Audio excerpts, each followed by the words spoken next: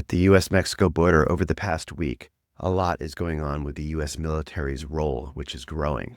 There are mounting allegations of deteriorating conditions in detention centers both at the border and throughout the U.S. interior. And there's a lot going on in Mexico as well.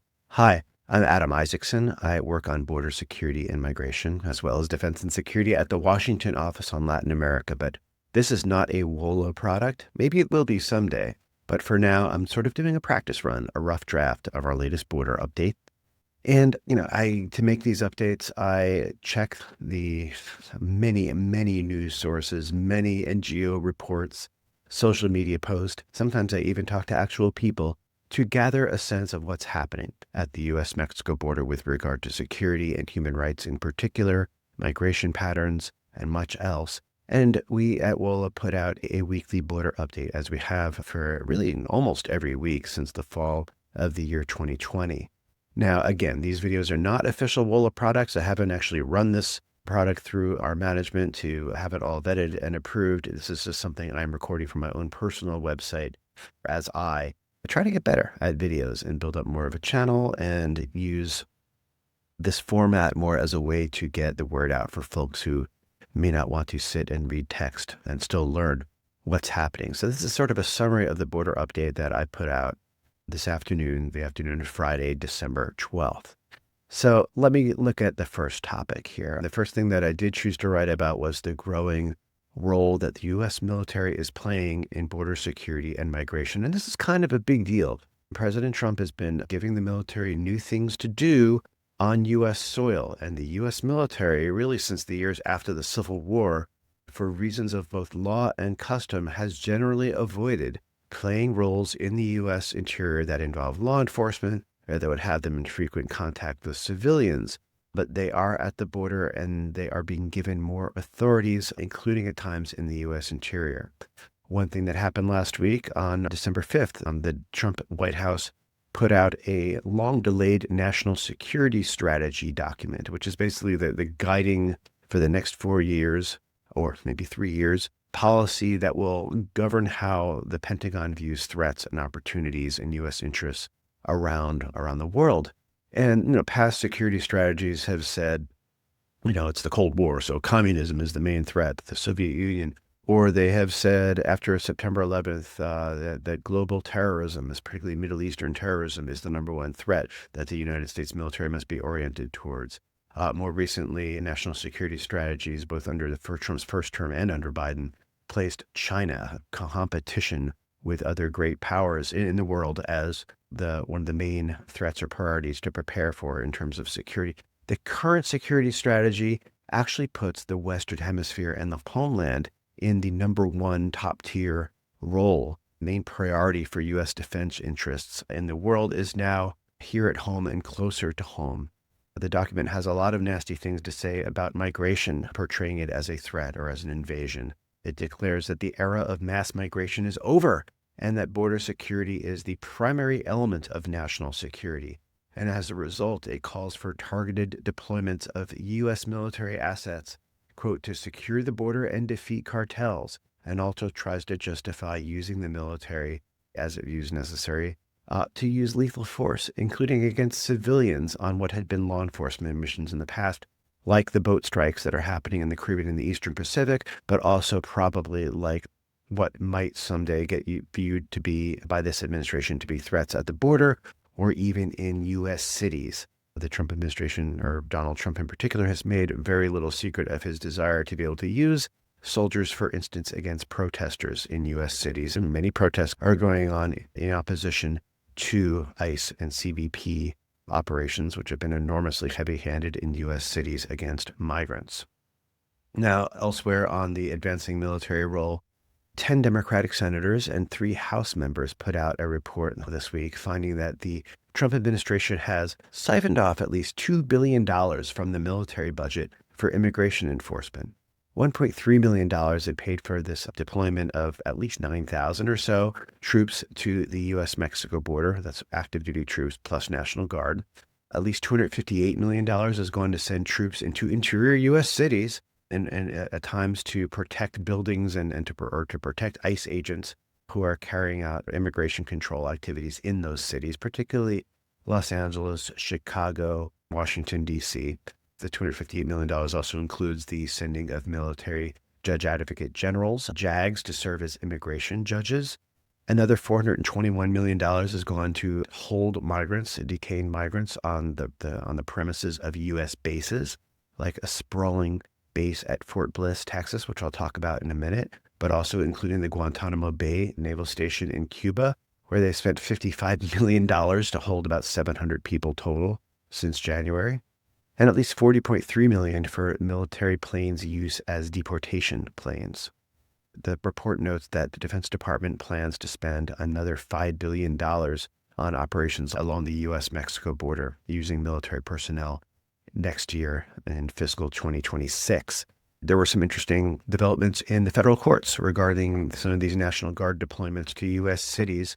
Federal court, District Court Judge Charles Breyer ruled that the Trump administration's deployment of National Guard personnel in Los Angeles is in fact illegal, but he stayed the order until December 15th, when the administration is likely to appeal that order. President Trump had sent thousands of troops to Los Angeles when the Department of Homeland Security began a surge of operations in June, seeking to detain and deport as many migrants as possible.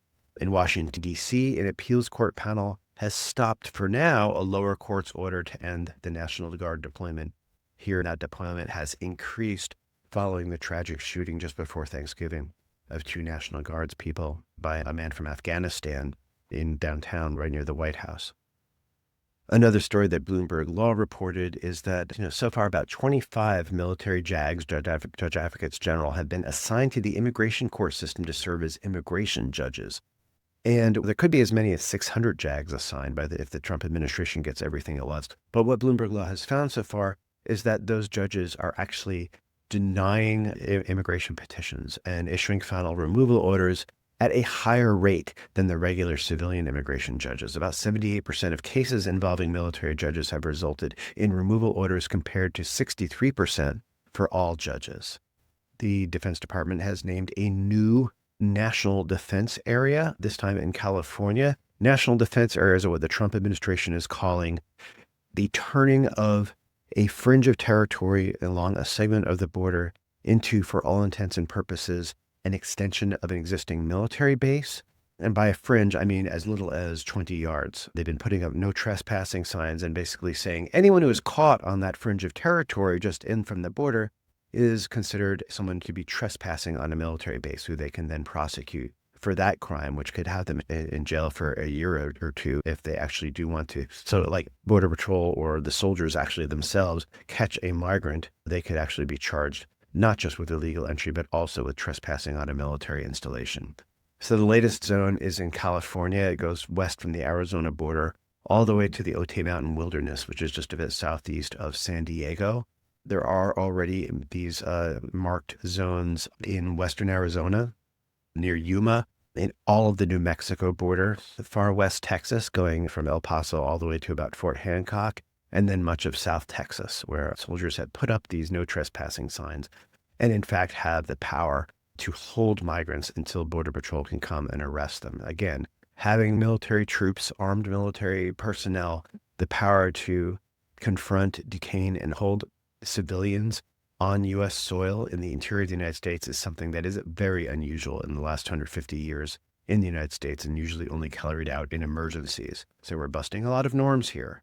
The Defense Department, or really the Northern Command's Joint Task Force Southern Border, which oversees these military operations along the border, put out a little release saying that they are in the midst of carrying out the largest concertina wire emplacement in U.S. territorial history. Since October, troops have put out about 40,000 rolls of this razor-sharp wire, extending hundreds of miles, and they've been doing it in all 9 of the Border Patrol's geographic sectors in which they divide the U.S. Mexico border. It's interesting. This is something that the state of Texas did for about 100 miles of border, using its own National Guard at the command of Governor Greg Abbott back when Joe Biden was president. There were some controversies because hundreds of migrants got wounded on this wire, and also because at times Border Patrol was finding itself cutting through the wire in Texas in order to be able to access the Rio Grande, and Texas actually took the federal government to court over that cutting through the wire. But now the federal government is putting out way more wire than Texas ever thought of putting out during the Biden years. There are a lot of allegations just in the media and in NGO reports in the past week about badly deteriorating, inhumane conditions, in some cases amounting to torture in the ICE detention system. A letter from the ACLU, Estrella del Paso, Human Rights Watch, Las Americas Immigrant Advocacy Center, the New Mexico Immigrant Law Center, and the Texas Civil Rights Project documented some really severe allegations of abuse committed against people being held at Fort Bliss. Fort Bliss is the sprawling Army base that goes sort of northeast out of El Paso, right from the airport way out into the desert.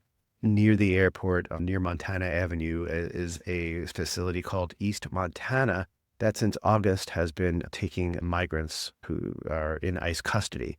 It's on the grounds of the military base. It is made up entirely of tents, and it is overseen by a company called Acquisition Logistics, a very tiny company based in Virginia that for some reason was given a $1.2 billion grant to then subcontract out the running of this detention facility. About 3,000 people are being kept at East Montana right now. The idea is that it could grow to about 5,000 as it's being built out. And again, it's been operational since August. Now, the letter from the groups, which was sent to DHS and to ICE, is based on interviews with more than 45 people and 16 signed statements from people being held at Fort Bliss. It talks about really violent attempts to try to coerce non-Mexican people, particularly citizens of Cuba, to self-deport into Mexico. A lot of accounts of physical and sexual abuse committed by guards. Guards seem to be particularly fond of squeezing the testicles of migrants whose behavior they don't seem to approve of. Lots of cases of medical neglect, dirty water, filthy conditions, not enough food, lack of access to counsel.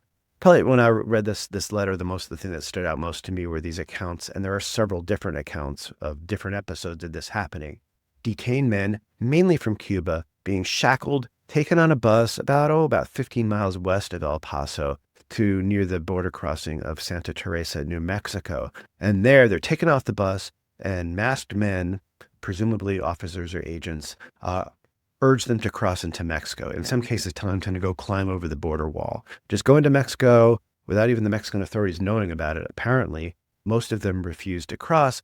The masked men told them in some cases that if they refused their order to cross, they might be deported to prisons in Africa or in El Salvador.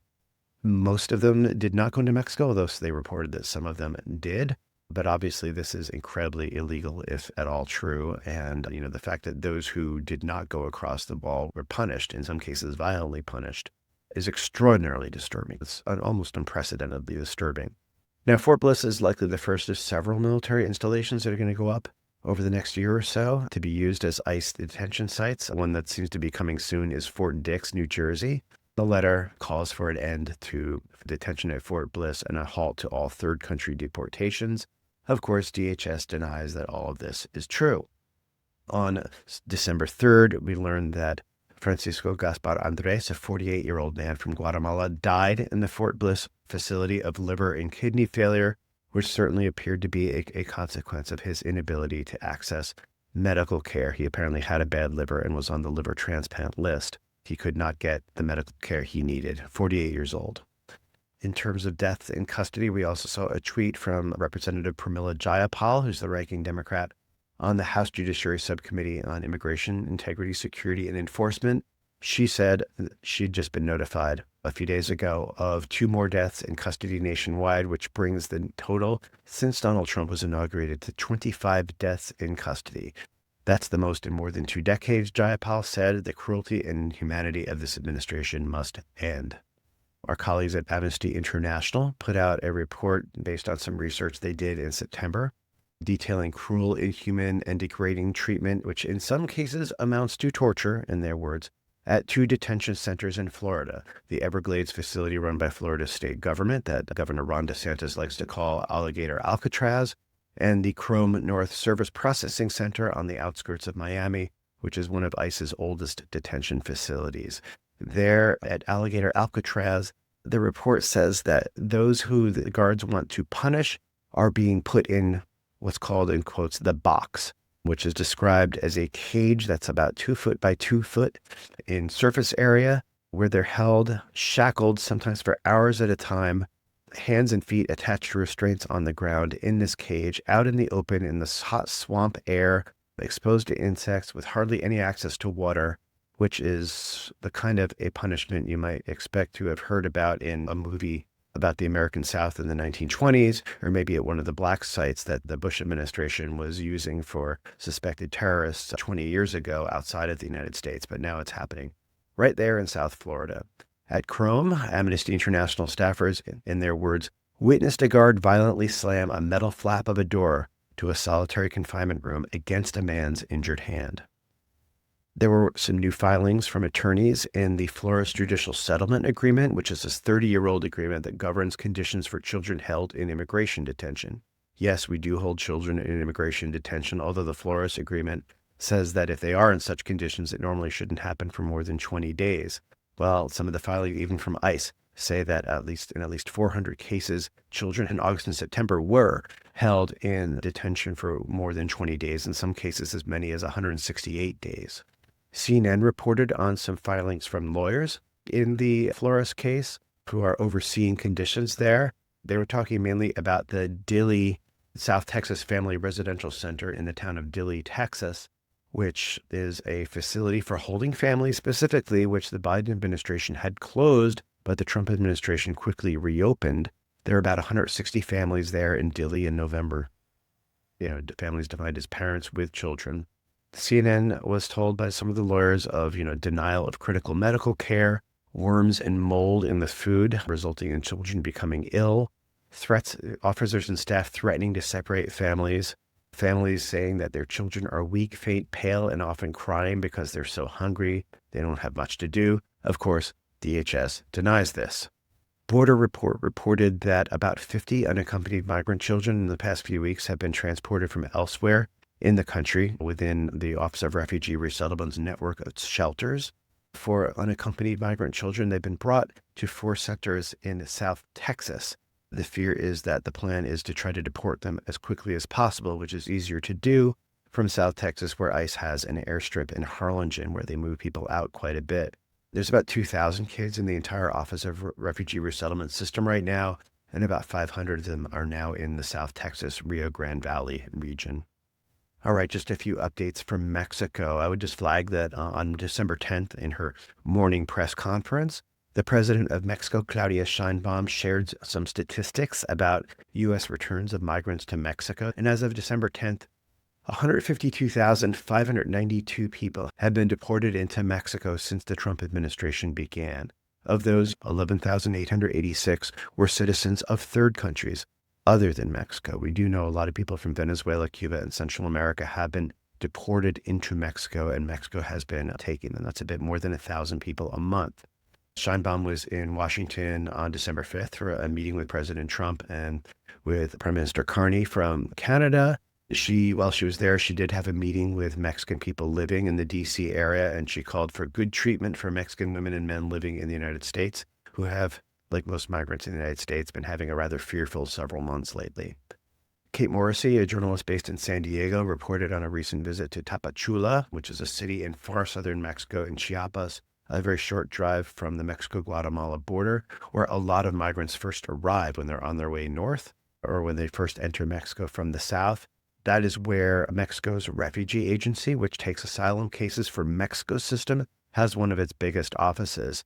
And Morrissey got up in the morning and when lines began to form at that office and found that migrants are still queuing up all the time to apply for asylum in Mexico or to check in to show that they are still keeping their Mexican asylum cases alight.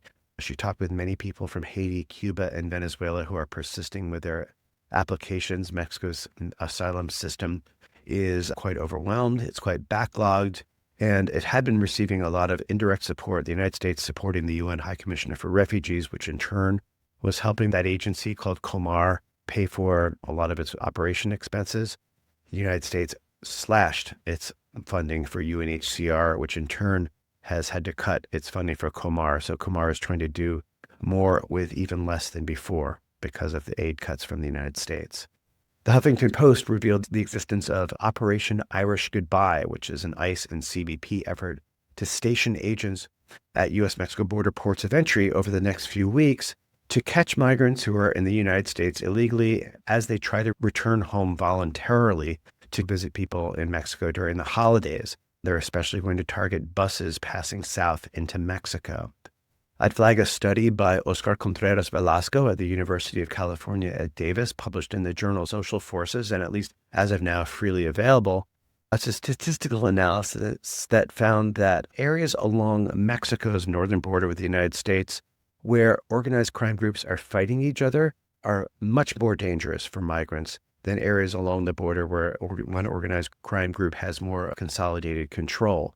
Contreras Velasco's study found that especially like the eastern part of the border, across from mid-Texas and South Texas, the state of Tamaulipas, Mexico, is indeed the most dangerous area for migrants who would be most vulnerable to kidnapping, assault, or worse as they cross through that area where organized crime groups are very much disputing each other and fighting regularly. The Mexican government continues to produce statistics about its Operation Northern Border Security Campaign, which President Sheinbaum announced back in February after President Trump first threatened to levy tariffs on Mexico.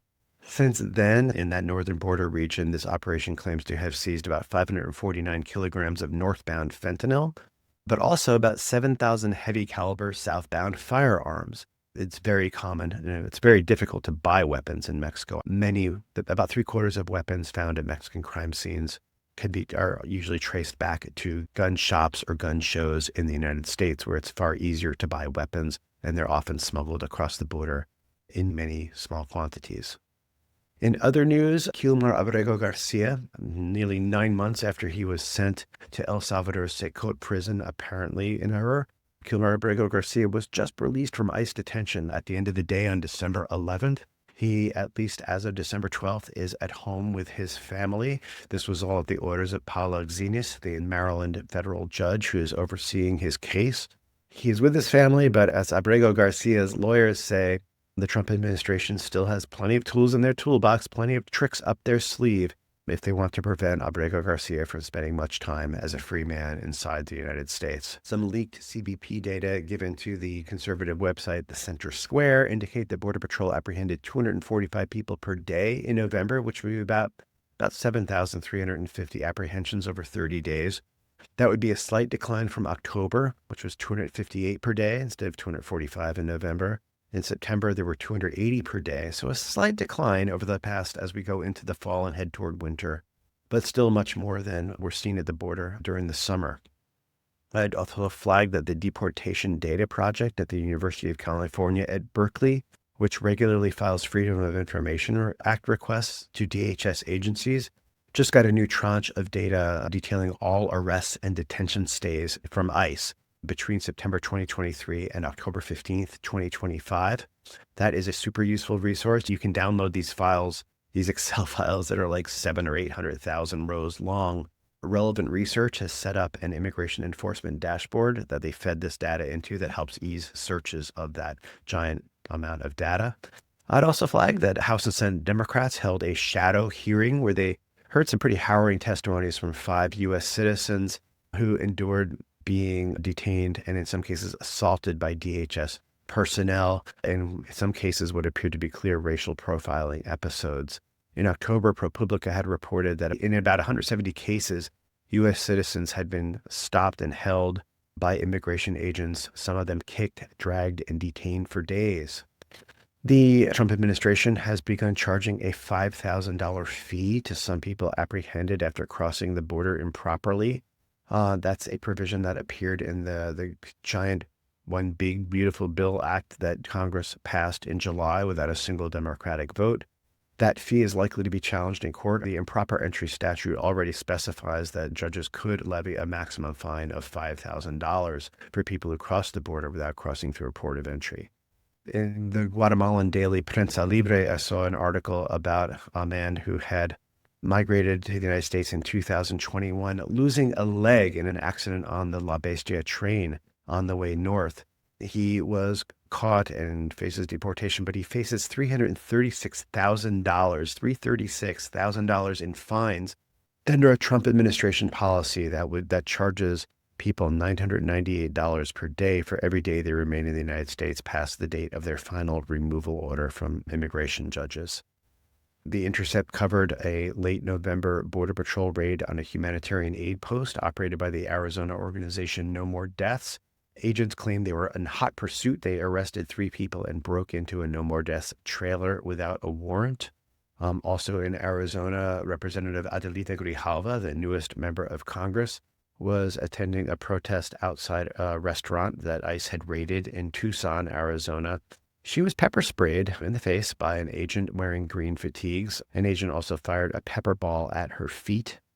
And finally, a delegation from the city of Laredo, Texas, is coming to Washington to try to get across the point that they don't need a border wall. Laredo City Council and city government for a long time has really rejected the idea of a border wall running right along the bottom of their downtown on their riverfront. The Trump administration does already have plans underway to build a wall along Laredo's riverfront, along the Rio Grande between Laredo and Nuevo Laredo. That's what is in this week's border update. I hope that you find this useful. Perhaps if you don't want to read, you can listen. I welcome comments as we try to roll these out and make them a bit more smooth. But for now, it's definitely an experiment worth pursuing. Thanks for tuning in.